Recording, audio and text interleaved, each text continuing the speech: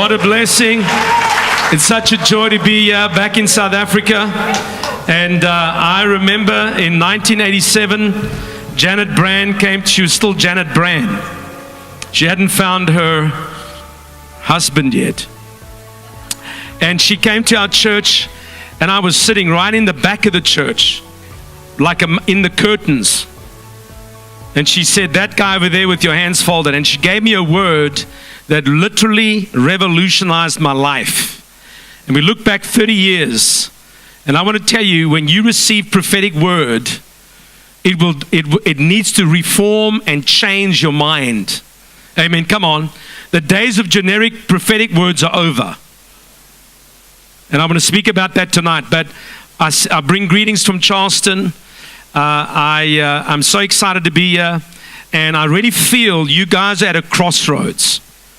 The whole week I've been praying. I've really been sensing that God is wanting to bring South Africa into the limelight. And God is going to break some barriers off your mindset. Amen. Come on. Tonight I'm speaking about mindset change. We have to shift our mindset. And just in regards to worship, how many of you know that God cannot worship himself? This has become a revelation to me. If you can find anywhere in the Bible that God worships himself, I'll buy you a Porsche. And I will, if you can find it. Doesn't thank himself, doesn't worship himself, does not praise himself. Now, this is the revelation. When you get to do for God what he cannot do for himself in worship, he then does for you what you can't do for yourself in worship. That needs to become revelation to you. In a worship time like this, you should be worshiping and pressing in to the King of Kings, and you get to do something for God that he cannot do for himself. Amen. Come on. Worship draws you to God, and faith draws God to you. And in this atmosphere of faith, anything can happen. Amen. Come on. I believe this weekend, God is going to speak into your life words of prophetic destiny that's going to change your course forever. Amen. I didn't come halfway around the world to give you some, generic word about who you're going to marry.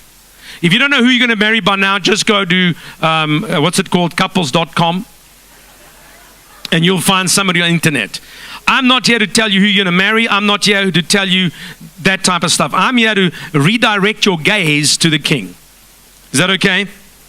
And so we're in a very exciting time of apostolic and prophetic transformation. God is bringing a reformation to what we're doing. But in order for us to see reformation, how many of you know we need revival? We can use all those buzzwords all we want, but we need to see revival. And the way we get revival is we get people's hearts transformed. Once somebody's heart's transformed, then they're ready for revival. Amen?